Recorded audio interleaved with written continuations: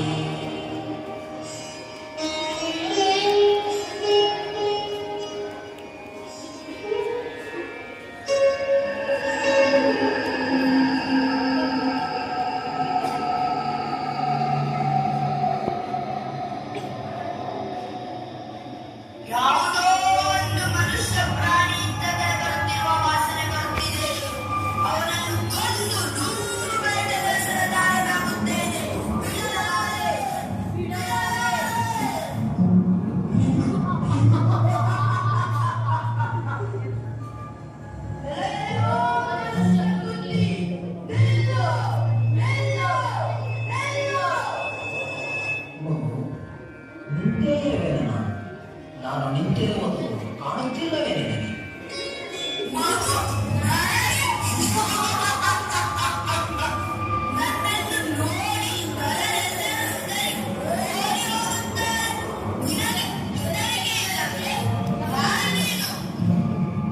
ಜನರೆಲ್ಲ ನನ್ನನ್ನು ಪ್ರೀತಿಯಿಂದ ಗೌತಮ ಬುದ್ಧನೆಂದು ಕರೆಯುತ್ತಾರೆ.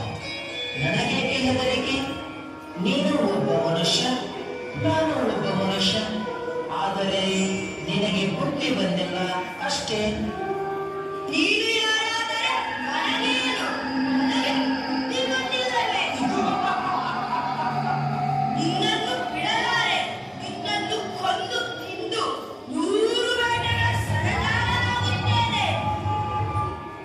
ಮಗು, ನೀನು ನನ್ನನ್ನು ಕೊಲ್ಲು.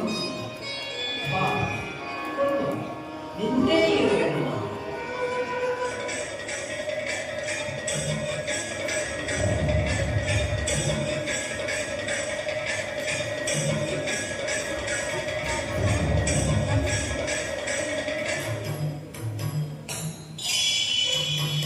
ಏಕೆ ಮಗು, ನಿನ್ನ ಕೈಯಲ್ಲಿ ಕೊಲ್ಲಲು ಆಗುತ್ತಿಲ್ಲವೇ? ನಿಲ್ಲು. ನಾನು ಹೇಳಿದ ಒಂದು ಚಿಕ್ಕ ಕೆಲಸವನ್ನು ಮಾಡು, ಆಮೇಲೆ ಮತ್ತೆ ಪ್ರಯತ್ನಿಸು.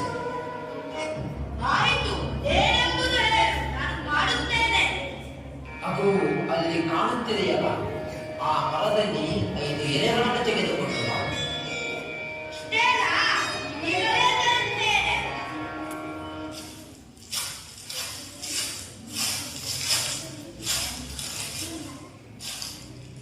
ತೆಗೆದುಕೋ.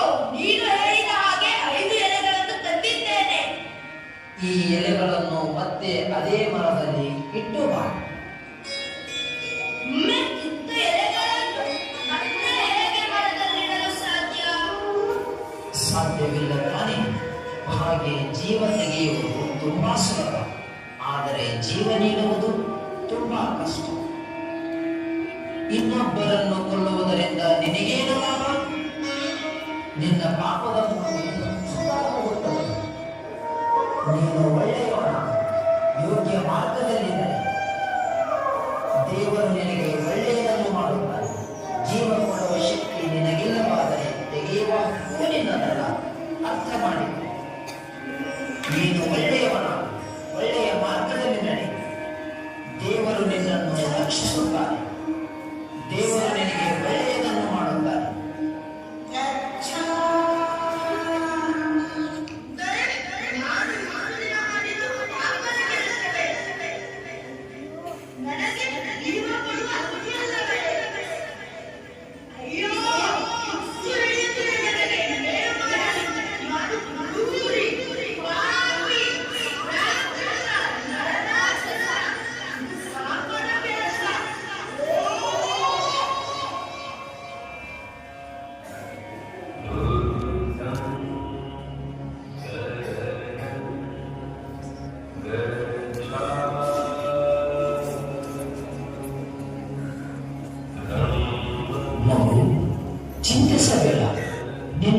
ನೀನು ಒಬ್ಬ ಒಳ್ಳೆಯ ಮನುಷ್ಯನಿದ್ದಾನೆ.